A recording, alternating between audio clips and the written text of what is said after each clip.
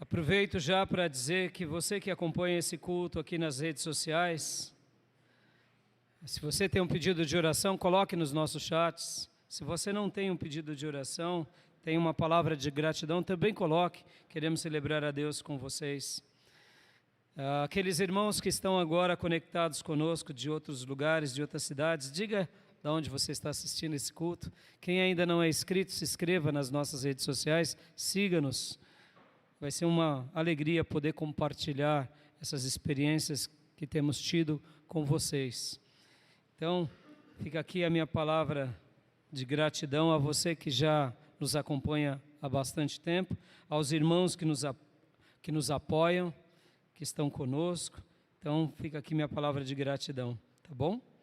E, como eu disse, quem não é inscrito, se inscreva, porque vai ser muito bom poder levar esse culto a muitas famílias.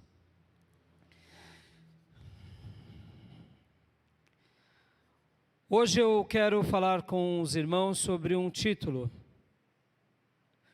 um antes e um depois. Um antes e um depois. Durante esses dias pregando sobre os profetas, eu tenho notado o quanto um verdadeiro profeta levava uma palavra poderosa ao coração do povo. Alguns não davam ouvidos, se mantinham no antes, mas aqueles que acreditavam nos profetas e na profecia e obedeciam, tinham um grande depois. Um grande depois. E a vida dessas pessoas, elas eram marcadas por um antes e um depois. Um antes e um depois.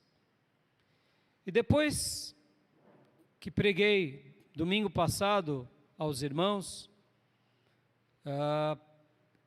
essa palavra, essa frase, um antes e um depois, não saiu do meu coração.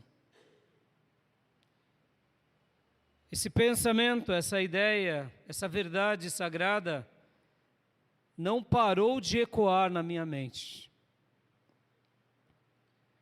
Foi como se eu escutasse a batida do coração de Deus e os sons do coração dele estivessem me dizendo um antes e um depois. Um antes e um depois. Um antes e um depois.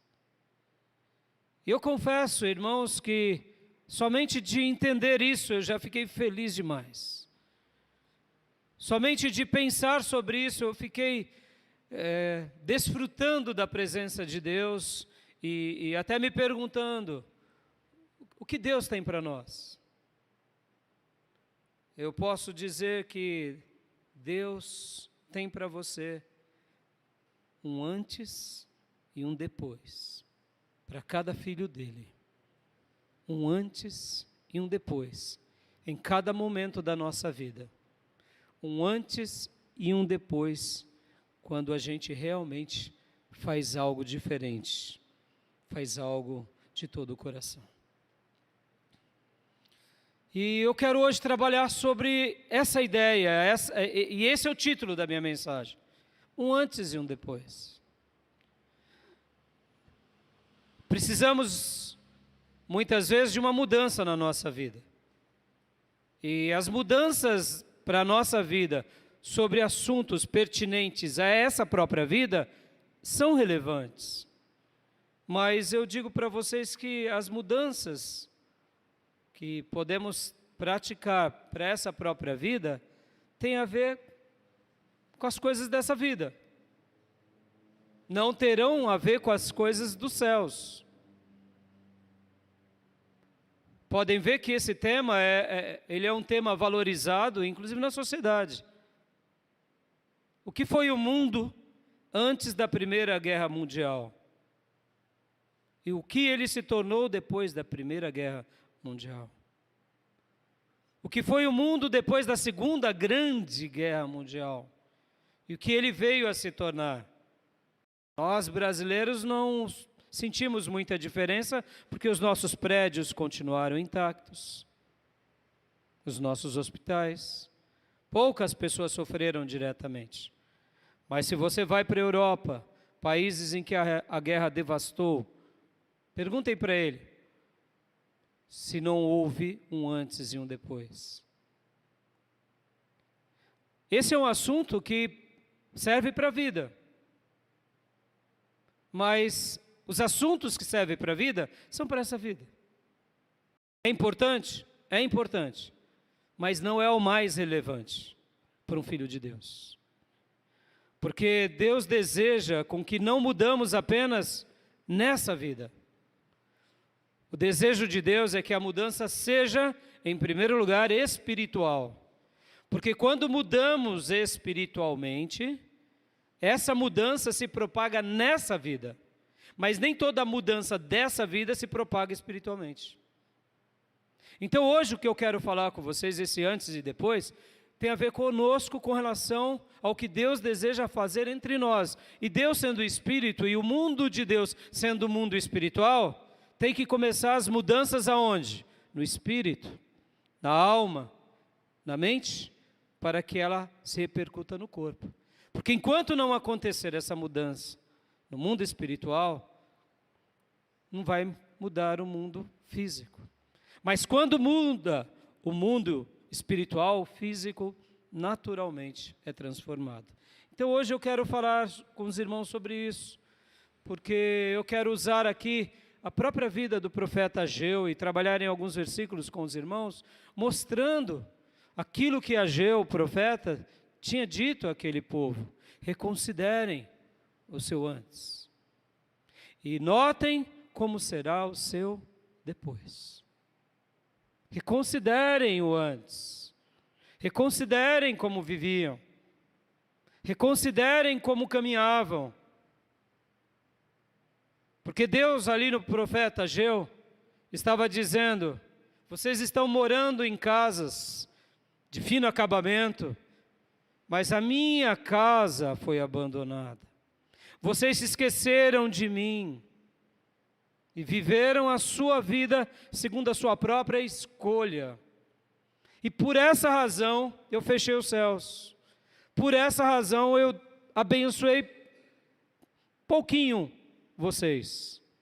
Para que vocês, no meio da dor e da dificuldade, lembrassem de mim. Fui eu quem fiz isso. Sou eu quem faço isso. E aí o profeta Ageu então começa a profetizar aos líderes e ao povo. E os líderes dão ouvido, e o povo dão ouvido, e todos obedecem, e aí agora começa então um depois. E Deus está dizendo para eles: olha, prestem bastante atenção nesse depois. Depois que você ajusta a sua vida, depois que você reorganiza a sua rota, depois que você realmente realinha tudo que você precisa e corrige tudo que precisa, aí sim você preste bastante atenção, porque agora virá o depois. Porque nesse depois, eu vou abençoar vocês. Nesse depois, eu vou mostrar o que eu faço com o coração que me obedece, que me segue de todo o coração. E sabe, amados, uma coisa que eu tenho pensado muito nesses últimos tempos, e eu louvo a Deus pelo que está acontecendo no nosso país. Numa hora como essa, milhares de pessoas, milhões de pessoas estão reunidas nas suas igrejas adorando a Deus. Isso é um milagre, amém, irmãos? São poucos países que vivem isso. Um ajuntamento sagrado para adorar e engrandecer o Eterno. Isso é um milagre. E você tem que ver isso como fruto de um milagre, porque depois de 2000 anos que Jesus veio a essa terra, essa mesma palavra continua sendo pregada e multidões, mais multidões se rendem a Cristo e se reúnem juntos para adorar e glorificar o nome do Senhor. Aleluias. Isso é um milagre. Mas ao mesmo tempo, esse fenômeno que acontece na nossa nação, que aconteceu na história da igreja poucas vezes, irmãos, não pense que o que acontece no Brasil acontece na América do Sul, não, meus irmãos. O que está acontecendo no Brasil acontece em poucos lugares, no mundo. Mas, ao mesmo tempo, o que eu tenho me preocupado, diante dessa beleza, diante dessa grandeza, são com aqueles que se tornaram cristãos mornos.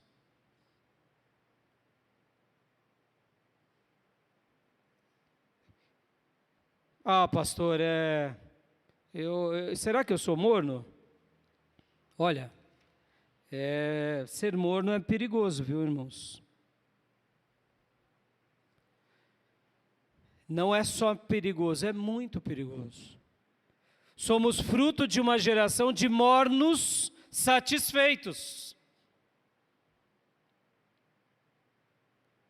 Como assim, pastor, morno satisfeito? Eu vou à igreja, eu dou o dízimo, porque afinal de contas, né, sou esperto, porque se eu dizimo, Deus me abençoa. Irmãos, é comum aqui na igreja, muitas vezes a gente receber dízimos e ofertas de pessoas que não são da igreja e nem cristãs, sabia? É verdade, durante esses anos e décadas pastoreando essa igreja, muitas pessoas dizimam, ofertam, não são da igreja. Eu vou, muitas vezes, agradeço essas pessoas, procuro elas e falo, filho, e aí, qual igreja você está indo? Não, pastor, ainda não estou indo. Falo, mas, não, ainda não, ao antes. E eu falo, então, por que dizimar? Porque eu sei que é uma promessa, Deus me abençoa. E eu digo, filho, mas a proposta não é para essa vida. O dízimo acaba sendo para essa vida, porque você não vai precisar receber salário lá no céu, viu, meu irmão? As portas de Deus e janelas de Deus é para essa vida, lá no céu você vai ter tudo. Percebam, irmãos, as pessoas descobriram que ser generosos trazem bênção, então elas são por motivações erradas. Porque eu vou ser abençoado. Irmão, quem não é dizimista, faça uma prova com Deus, você vai ver. O dízimo é uma promessa maravilhosa. Agora eu digo, é um morno, nesse caso nem morno é um frio. Sabe o que é frio? E o que é um crente morno? É aquele crente que está entre o frio e está entre o quente. Mornos satisfeitos. Se eu não orar, não tem problema, afinal de contas, Deus sabe como o meu dia foi corrido. Se eu não ler a Bíblia, Deus me compreende, porque a minha batalha é grande. Se eu não fizer o que eu preciso, graças a Deus, eu não sou pastor nem missionário, minha esposa ora, ela é consagrada, mornos satisfeitos. Se eu faltar ao culto, não tem problema, eu assisto nas redes sociais, já que está gravado, eu faço depois, mornos satisfeitos. Se eu tenho que pedir perdão, eu peço depois, porque ainda não estou preparado. E o Espírito Santo está dizendo, vai, peça perdão, repare, não, isso eu trato depois. Mornos satisfeitos. Perceba, irmãos, o texto sagrado diz que é melhor que você seja quente ou frio. O que seria o frio? É o desviado que está ciente que está desviado. Porque ele olha para si e ele diz, eu estou desviado. Porque, irmãos, o morno é aquele que está desviado. Guarde isso, irmãos. O morno está desviado. E se você ainda é alguém que está preso a um vício, seja ele qualquer, você é um morno. E se você é um morno, o Senhor diz, eu estou a ponto de vomitar-te da minha boca.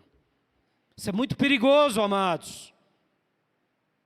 Eu tenho conhecido pessoas que têm vivido uma vida cristã no pecado. Esses dias um amigo comentou sobre uma situação assim, e que eu fiquei boquiaberto, eu fiquei assim estupefato, eu não tive o que falar, a não ser vamos orar.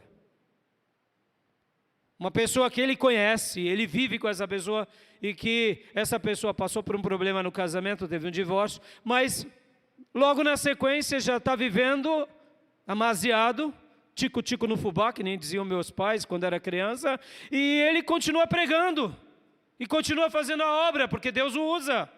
Meus irmãos, aonde chegamos? Aonde chegamos?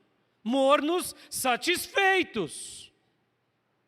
Há um antes do Senhor e há um depois. O antes representa os momentos trágicos da nossa vida, que sofremos e a gente muitas vezes continua sofrendo. E aqui, meus irmãos, em nome de Jesus, entenda o sofrimento aqui, porque você pode ser rico, abastado, viver nos lugares mais luxuosos do nosso país, quem sabe ter uma casa magnífica dos sonhos ou morar num lugar nobre, onde é um por andar, e dentro do seu coração é um inferno, porque você vive o antes. Aqui eu não estou me referindo a questões monetárias, a títulos, a posses. Eu estou falando o seguinte: a ausência de Deus é o antes. Porque muitas vezes a gente pensa, quando eu enriquecer, eu prosperar, agora eu vou virar o depois. Não, meu irmão, você pode até enriquecer e continuar no antes. E também não quero aqui fazer o discurso da pobreza, porque o irmão é simplesinho, ele é pobrezinho, você viu como ele é humilde? Não, meu irmão, não confunda a pobreza com humildade. Humildade é um estilo de vida, é um princípio, é uma virtude. Tem pobres arrogantes. E como tem? Diga-se de passagem. Então, muitas vezes também não é o discurso, já que eu sou pobre, eu sou discípulo de Lázaro, eu não sou rico, na parábola do rico e do Lázaro. Eu sou pobre, então a bênção de Deus está comigo porque eu sou pobre. Não, Jesus disse, bem-aventurados são os pobres, por outro motivo. Porque por meio do sofrimento, os pobres acabam se encontrando com Deus, é simples. Por meio da privação, da dor, da ausência, nada lhe resta a não ser olhar para os céus e clamar a Deus. E quando ele faz isso, muitas vezes Deus ouve e opera. E aí por isso que Jesus disse, bem-aventurados são os pobres. Porque esses muitas vezes se inclinam a Deus. Agora, só são os pobres que se inclinam a Deus? Claro que não. E todos os pobres se inclinam a Deus? Claro que não. Tem um monte de pobre aí que dá de ombros para Deus. Um antes e um depois. Antes de lermos o texto, em que lugar você está?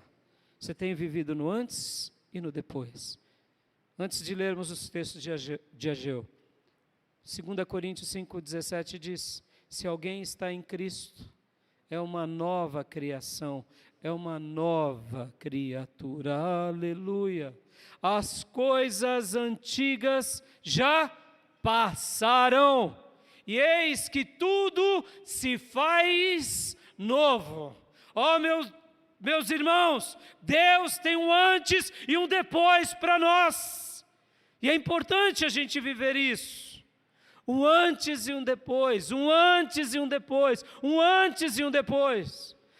Mas se você é um morno conformado, então você saiu desse depois e você voltou para o antes. E é por isso que os apóstolos diziam, ai daquele que volta a revolver-se na lama como porco, ou volta a comer o vômito como cão. O que Deus estava dizendo, não faça isso. Porque essa síndrome do filho pródigo, que é egoísta, que dá as costas para Deus, ele vai a cair em si aonde?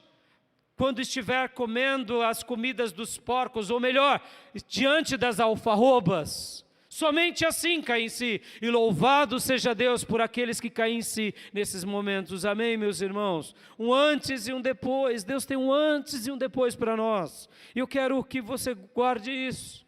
Você deseja isso, você pense sobre isso. A minha vida tem sido um antes e um depois? Ou eu continuo apenas no antes? Essa semana, enquanto eu dava aula para os seminaristas, eu falava para eles algumas histórias que acompanharam a minha vida. Frutos que eu gerei. E olha, irmãos, eu não gosto de falar de frutos. Eu me alegro com os frutos. Fico feliz, me sinto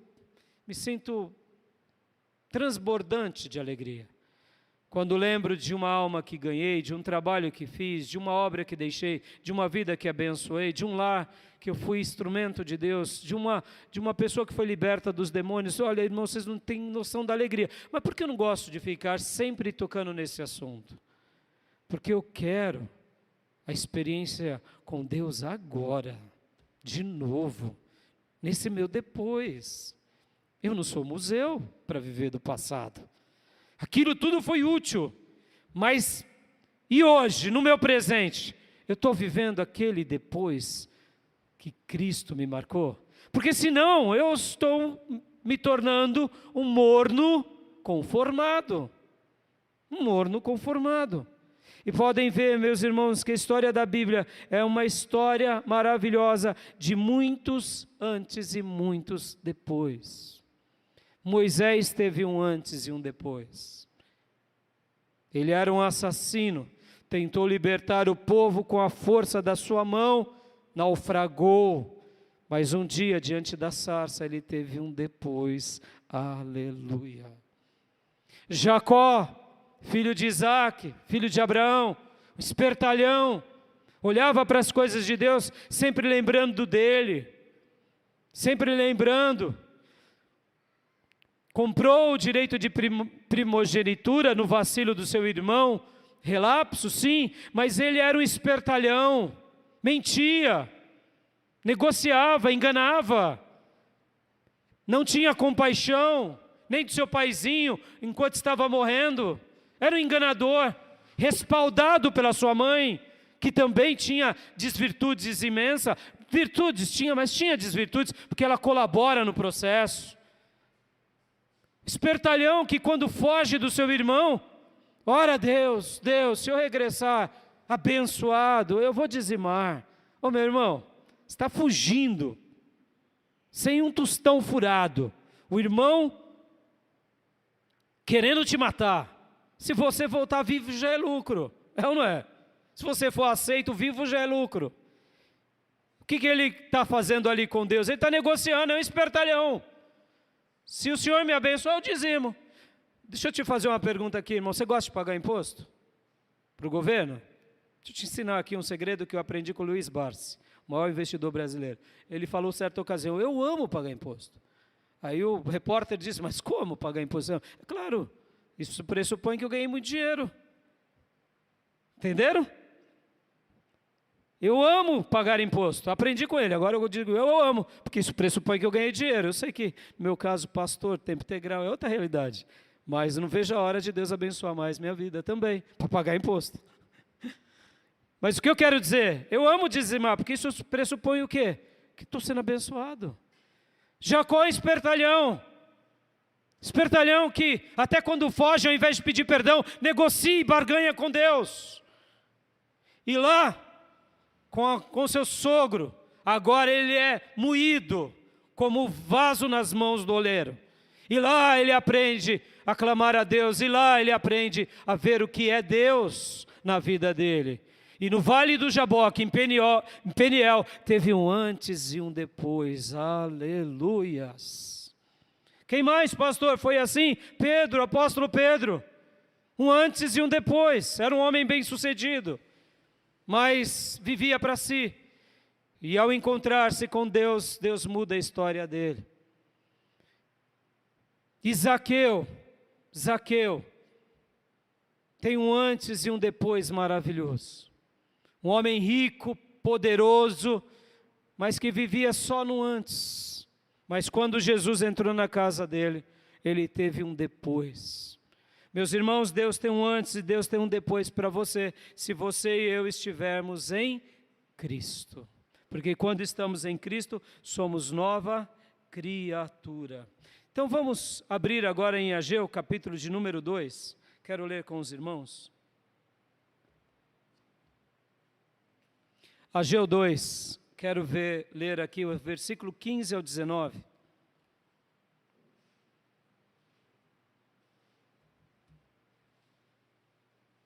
Você está em Cristo, irmãos? Você tem permanecido em Cristo? Você tem se mantido em Cristo? Ou você um dia esteve em Cristo e agora não está mais? Estão entendendo? Se alguém está em Cristo, se alguém está, é no presente, é uma nova criatura, é uma nova criação. Mas se alguém esteve em Cristo, ela foi, já não é mais. Vocês entendem? A gente tem que fazer o Evangelho se tornar novo na nossa vida todos os dias, meus irmãos. Cada momento, a cada amanhecer, olhar para os céus e dizer, obrigado, amado da minha alma, por ser teu. Me ajuda a continuar no teu caminho. Só isso. Um antes e um depois. Ageu, capítulo de número 2, versículo de número 15 em diante.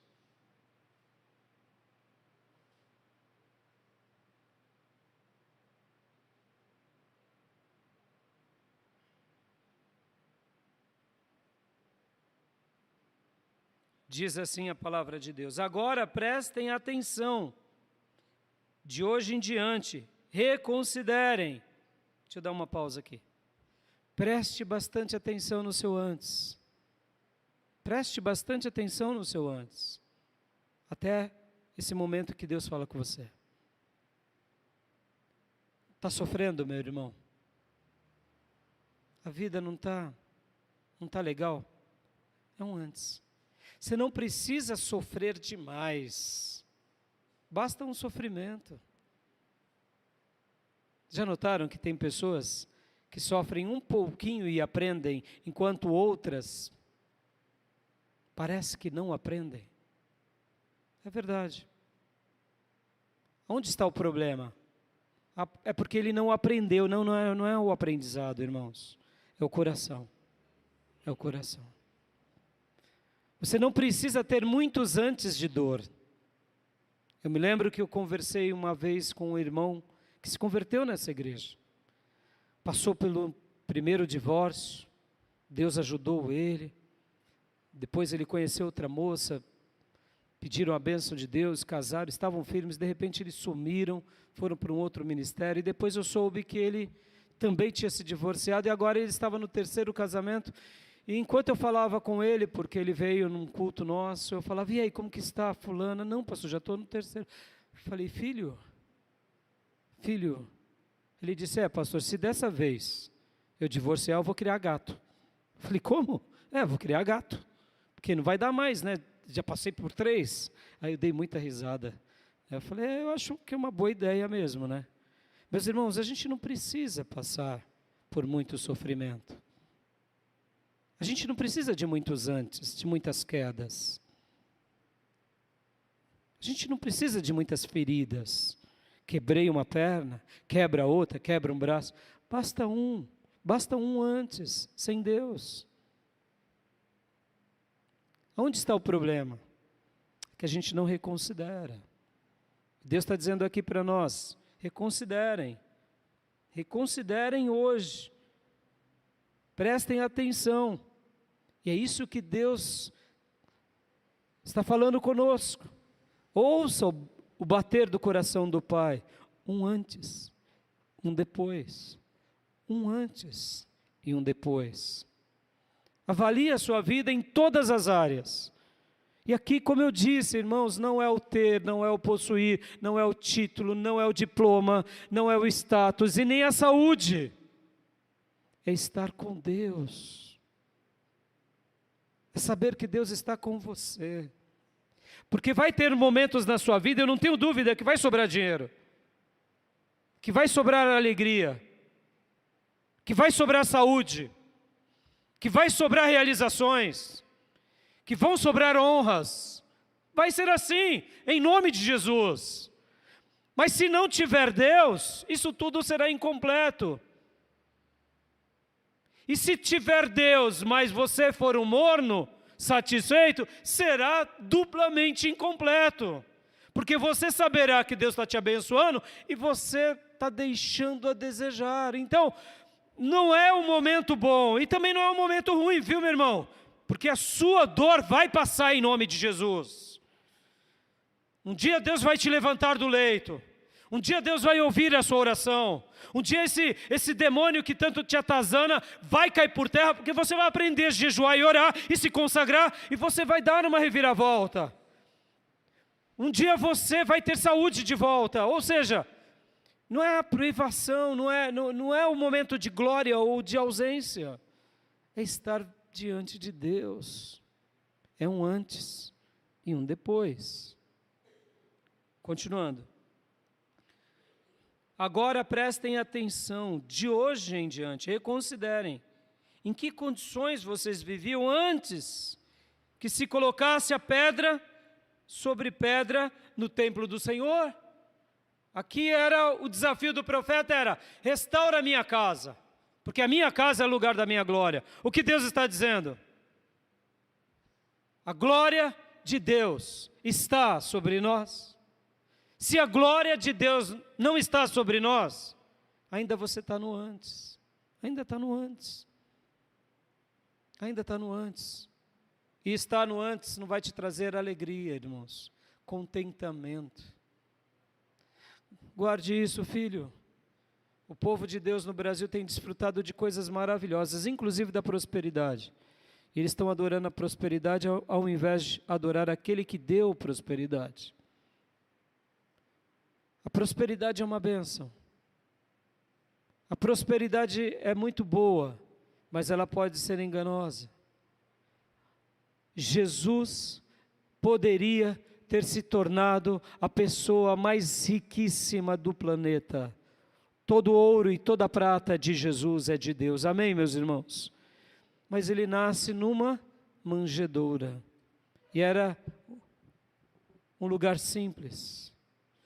Maria e José eram operários, carpinteiro. Ele morre numa cruz. Os apóstolos dele não são generais romanos.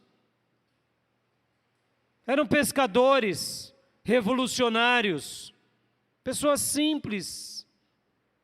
Mas eles viviam depois de Deus. A glória de Deus estava sobre eles. E o profeta está dizendo aqui: reconsiderem, pensem, lembram de como era a vida de vocês antes de começarem a construir a minha casa, ou seja, antes de ver a minha glória. E aqui eu quero ser enfático, eu quero que você possa ouvir a batida do coração de Deus, como durante essa semana eu posso dizer que é como eu entendi. Um antes e um depois, um antes e um depois. É como se Deus estivesse me dizendo: eu quero para você, Raimundo, eu quero para a sua família, eu quero para o seu povo, um antes e um depois, um antes e um depois. Porque se não tiver esse depois, permanecemos no antes. Continuemos a leitura. Versículo 16. Quando alguém chegava a um monte de trigo procurando medidas, havia apenas 10. Quando alguém ia ao depósito do vinho para tirar 50 medidas, só encontrava 20. Eu destruí todo o trabalho das mãos de vocês com mofo, ferrugem e granizo, mas vocês não se voltaram para mim, declara o Senhor. Deus estava dizendo: olha, fui eu que feri mesmo. E olha, irmãos, guarde isso mais uma vez. Deus nos fere. E quando Ele te ferir, dê glória a Deus, porque Ele te fere para te sarar. Quero usar uma ilustração viva, que para mim é uma das mais dramáticas, que é a de Sansão. Um poderoso destruído, um poderoso algemado. Sansão é o exemplo desse morno satisfeito, que recebeu um dom de Deus, uma virtude de Deus, e viveu à margem, viveu somente no antes. Quando foi o depois de Sansão, pastor? Foi quando ele de fato se arrependeu, quando ele estava lá, fazendo um trabalho de animal, sendo escravo dos filisteus. Ali. Naquele momento, ele clama a Deus. Não foi o cabelo, viu, meus irmãos? O cabelo representava um momento em que ele tinha se reposicionado, porque o texto sagrado vai dizer que o cabelo dele voltou a crescer, porque era grande antes de ser rapado. Mas não era a virtude do cabelo, porque você não nasce o cabelo de um dia para o outro. São pequeníssimos acréscimos diários, ao longo de uma semana, ao longo de um mês, ao longo de um período. O que nós entendemos? Que o depois de Sansão, ele precisou passar por muita busca a Deus. E detalhe, hein? Antes ele enxergava tudo, inclusive as mulheres bonitas e as suas glórias. E agora ele não tinha mais olhos para enxergar. Ele só enxergava Deus e a sua misericórdia. Deus nos fere, queridos, para nos sarar, um antes e um depois. Felizes são aqueles que aceitam o agir de Deus. Aleluias. Então aqui Deus estava dizendo, fui eu que destruí mesmo, viu meu povo? Eu trago vocês, eu abençoo vocês, vocês se esquecem de mim, esquecem da minha glória, eu tenho que tocar em alguma área da vida de vocês, é o antes. Versículo 18, a partir de hoje, 24º dia do 9º mês, atentem para o dia em que os fundamentos do templo do Senhor foram lançados, reconsiderem. Ainda há alguma semente no celeiro? Deus está dizendo, olha, você deu um passo, vocês caminharam, vocês me obedeceram, vocês estão fazendo, joia, guarde isso, daqui em diante, o seu depois, aleluia. O profeta está dizendo, que quando nós mudamos, e como eu disse irmãos, eu não preciso ter muitos antes de sofrimento, basta um antes. E pastor, eu preciso ter muitos depois? Não, meus irmãos, você precisa apenas de ter um depois. Um único passo que você dá de todo o coração, o Senhor já te toma pelos braços e reescreve a sua história. O que Deus estava dizendo aqui? Porque muitas vezes eu penso, talvez você possa estar pensando assim, eu preciso de muitos depois, né pastor? De muitos depois, não. Você precisa de um depois de todo o seu coração. Como foi quem? Como foi Moisés na sarça. Porque nos primeiros 40 anos de Moisés, ele mata as pessoas, ele foi um assassino, ele tentou libertar na força do seu braço, e ele precisou agora de 40 anos de avaliação, diante de Jetro, seu sogro, lá no deserto de Midian. Ele precisou de um período em que Deus foi confrontando ele. Meu irmão, dia a dia Deus tem te confrontado. Os sinais estão aí. Dia a dia o Senhor tem te visitado. A sua história, a sua vida. Felizes são esses que entendem o trabalhar de Deus e dizem, Senhor, eu estou cansado, Senhor, eu não aguento mais. Tenha misericórdia. E quando essa pessoa ela passa por essa autoavaliação sincera, verdadeira, e dá esse passo de fé, de todo o coração, e como eu disse, você não precisa de muitos depois, é um depois, é um só Senhor, é uma só fé, é um batismo diante de Deus, e tudo é mudado para a glória de Deus. Amém, meus irmãos, é um. E aí, pastor, e o que eu farei depois desse passo? Sua manutenção. Sua manutenção, você se mantém nele, você continua nele, você se posiciona nele. Por quê? Porque é assim que um filho de Deus faz. Pastor, então é por isso que a gente tem uma entrega, irmãos, é uma entrega de coração e alma, e continuamos só fazendo a manutenção da nossa vida. Por quê? Porque de repente a gente começa a ver que está meio morno, e aí, opa! Senhor, me perdoa, porque eu quero viver aquela verdade de novo. Se alguém está em Cristo, é uma nova criatura. As coisas antigas já passaram. Ainda há alguma semente no celeiro? Até hoje a videira, a figueira, a romeira, a oliveira não tem dado fruto. Mas, aleluias.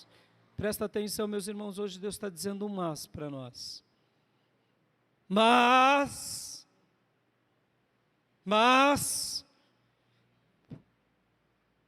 de hoje em diante, abençoarei vocês, aleluia. Mas, quando Ele vê a nossa vida, quando Ele vê o nosso coração inteiro, meus irmãos, quando eu falei no início, na minha introdução, sobre mornos conformados, o que é um morno conformado? É aquele que entrega a vida para Jesus até a metade, irmãos. Ou quem sabe entrega até 90%, ou 95%. Meu irmão, quem entregou até a metade, olha com bons olhos, você já veio até a metade. Puxa, olha quanto você progrediu, filho. Pastor, quem entregou até 90%, olha como ele é miserável. Não, olhe por outro prisma. Você já foi até 90%, só te falta 10%. Pastor, e aquele que foi até 95%? Melhor ainda, porque ele chegou longe. É por isso que eu te disse que olhe com bons olhos, mas olhe com temor. Porque o morno conformado diz, está ótimo assim. Está ótimo assim. Esses 5 eu cuido. Eu ouço o Senhor nos dizer hoje, meus irmãos, ou você entrega tudo ou não entrega nada. Ou você entrega tudo, ou seria melhor você não ter entregado nada. Jesus não morreu na cruz por você e por mim 10%. Ele não te amou 50%. Ele não te perdoou os pecados 95%. Deus te amou, te perdoou e realmente está querendo te abençoar 100% em nome de Jesus. Porque somos tão resistentes, meus irmãos. Aonde está a grande tensão sobre todas essas questões? É bem simples, irmãos. É bem simples. É bem simples. Aonde está o grande conflito nosso? O nosso grande conflito é dentro de nós mesmos. É dentro de nós mesmos. É o nosso eu. É o nosso ego. Dr. Russell Shedd, escrevendo um livro brilhante, ele diz que nós temos 3 grandes inimigos. O diabo, o mundo, o sistema corrupto e a carne. E dos 3, a nossa carne é o pior, porque ela nos acompanha o tempo todo e o acompanhará até o último dia. E como Deus resolveu transformar isso na nossa vida? Vencendo a nossa carne na cruz. Pastor, mas eu não estou entendendo. Lembram de Ezequiel 37, o vale de ossos secos? Ali é o nosso quadro, meus irmãos. Ali representa cada um de nós.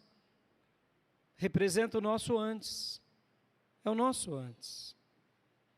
É o nosso antes. Mas quando Deus fala para o profeta e Deus diz, profetiza aos ossos.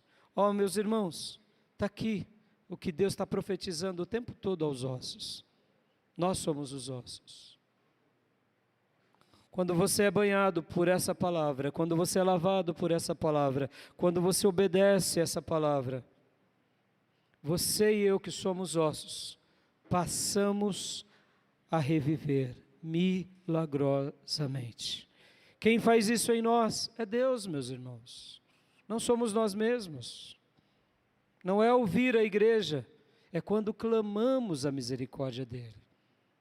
É quando nos rendemos de todo o coração. É quando dizemos, sim, Senhor, a partir de hoje eu irei crucificar a minha carne. A partir de hoje eu quero apenas o Senhor. Lembra que eu falei?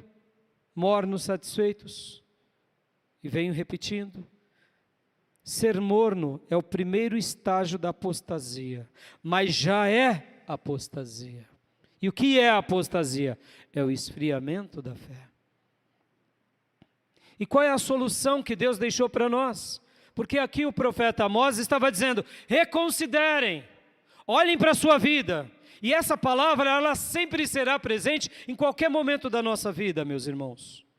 Porque sempre teremos que tomar uma decisão, ou que glorifique a Deus, ou que não glorifique a Deus. E se você tomou decisões ou fez escolhas que não glorifiquem a Deus, a palavra de Deus que virá nesse futuro é, se arrependa, e não volte a praticar. Perceba, nós tomamos uma grande decisão para depois simplesmente continuarmos nela. E Pedro tem um texto maravilhoso, eu quero ler com vocês, e quero agora fazer apenas uma breve dinâmica, escrever aqui no quadro. Peço que o obreiro, nosso querido irmão Cristiano, obreiro nosso, coloque aqui para mim. Quero fazer um desenho bem breve, para ilustrar, meus irmãos, isso que Pedro está dizendo. Abra sua Bíblia em 1 Pedro, primeiro livro de Pedro, primeira epístola de Pedro.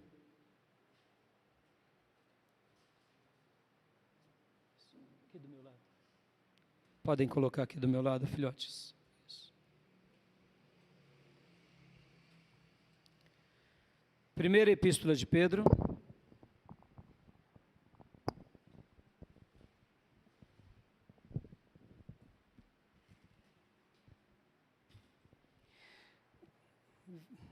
Capítulo 2, versículo 21.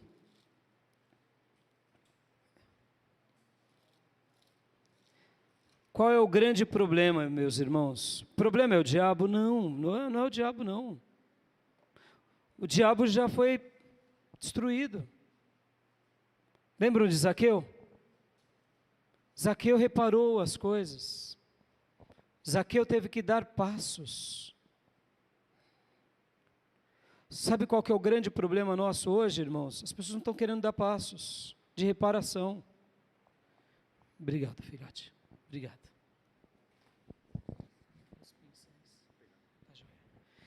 As pessoas não estão querendo dar passos de reparação. O que é conversão, irmãos? O que é conversão? Obrigado, filho. Deus abençoe. O que é conversão? Reparação, irmãos. Reparação. Conversão é reparação. Você estava indo num caminho errado, ouviu o evangelho, você deu meia volta, você repara. Você volta agora a fazer aquilo que Deus deseja, não mais o que você quer. Dr. Shedd, falando sobre os nossos grandes inimigos, qual é o grande inimigo que temos?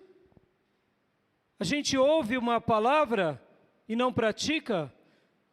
Por quê? Porque não estamos mais admitindo de todo o coração que aquilo de fato é importante. Nós aprendemos com a mente e falamos, tá bom. Não, meus irmãos, o aprendizado que não vira um verbo, que não vira um ato, só te faz ser um morno conformado. Só te faz viver na apostasia. Porque o pecado continua sobre você, os velhos vícios, as velhas práticas, e você está dizendo, não, mas eu vou para a igreja trabalhar, eu vou para a igreja fazer a obra, eu vou para a igreja não sei o quê. Nada disso compensa. Por isso que o profeta estava dizendo, reparem, preste atenção, vocês não começaram a buscar a minha glória? Daqui em diante é comigo, porque você era ossos secos, mortos e fedidos, agora por meio da minha palavra, obedecendo a minha palavra, esses ossos vão começar a bater uns nos outros, esses ossos criarão tendões, criarão carne, criarão pele, criarão cabelo, e eles viverão e se tornarão um exército, porque é eu quem faço isso. Há um antes, mas há um depois para a glória de Deus. Você é osso, ou você é exército do Deus vivo? Reparação, filho. Tem gente que vive sempre chegando para mim, pastor, agora é esse ano, agora é essa vez, mais esse ano. Meu irmão, pare de ser assim, filho. Reparação antes e depois. Tem depois? Não tem? Bota o joelho no chão, clama a Deus, se humilha. E você será tocado pelo Altíssimo. Qual que é o grande problema, meus irmãos? O problema de tudo é esse camarada aqui, ó. Você conhece ele? Nosso próprio eu. Tudo começa por causa que estamos no controle da nossa vida. Dentro da igreja, muitas vezes, Deus pede algo, eu faço o que eu quero. Quem é o pastor para me mandar? Quem é o meu marido para dar as ordens? Quem é o líder para... Quem é minha mãe? Não, é o eu. Irmãos, a gente tem que crucificar a carne. Somente sendo marcado pelo sangue do Cordeiro, você será liberto. Meus irmãos, é uma dinâmica bem simples que eu quero deixar aqui para vocês. Um antes e um depois. Enquanto você não é marcado pelo sangue, na semelhança das portas no Egito, que precisavam ser pintadas as ombreiras, para que o anjo da morte não entrasse. Assim é a nossa vida o tempo todo. Se eu estou no controle, eu estou sobre o anjo da morte. Se Deus me marca, e Ele te marcou, e Ele me marcou aonde, irmãos? Na cruz, meus amados. Ele nos marcou na cruz. Ele nos marcou na cruz. Ele marcou ou não marcou? E por que continuamos a viver a velha vida? É porque não teve um antes e nem um depois. E se você já viveu a graça de Deus e voltou para a velha vida, você está vivendo no seu antes. E Deus hoje manda eu te dizer, eu quero um depois. Se posicione. Porque quando a gente faz isso, meus irmãos, a gente compreende isso daqui, ó. A gente compreende o que é, de novo, o reino de Deus. É bem simples, é bem simples. É um trocadilho que no nosso idioma a gente pode fazer. Muito simples. Como que a gente crucifica o nosso ego? O que o profeta estava falando para o povo? O profeta estava dizendo que enquanto eu não me mantenho, enquanto eu não sou marcado, eu sempre vou viver o que? O meu antes, meus irmãos, o meu antes. O meu antes. Eu estou no controle, mas isso vai me gerar o quê? Vai me gerar sofrimento nessa vida e no porvir, a ausência de Deus. Mas quando de fato eu vou para o depois, meus irmãos, aleluia. Quando de fato eu vou para o depois, Deus seja louvado. Aí eu entendo o que é o reino de Deus. Eu compreendo o que é ser um cristão. Porque a Bíblia vai falar que os apóstolos, pela primeira vez em Antioquia da Síria, foram chamados de cristão, porque eles foram marcados. E o que é a palavra cristão, meus irmãos? Pequenos cristos. Um antes e um depois. Meus irmãos, essa é a palavra de Deus para nós. Deus tem um depois para cada um de nós o tempo todo. Mas tem que ser de todo o coração, amém? Eu deixo essa palavra ao seu coração e quero orar com você. Pai, em nome de Jesus, eu entrego essa palavra ao teu povo e te peço, ó Deus, visita os teus servos e servas. Abençoa os teus filhos e filhas. Faça uma obra linda e maravilhosa na vida de cada um de nós, porque sem ti nós nada somos, sem ti nós nada fazemos, mas contigo, papai, deixaremos de ser um vale de ossos secos e tornaremos um exército para a tua glória. Obrigado, Deus, pela vida do profeta Amós, que ensinou o povo a cuidar não das suas próprias coisas, mas cuidar da sua casa e da sua glória.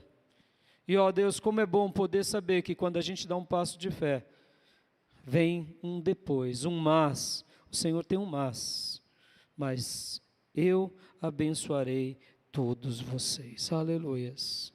E não é essa bênção apenas para as coisas dessa vida, mas é a bênção no nosso espírito, é a bênção no nosso ser, é a bênção no nosso viver.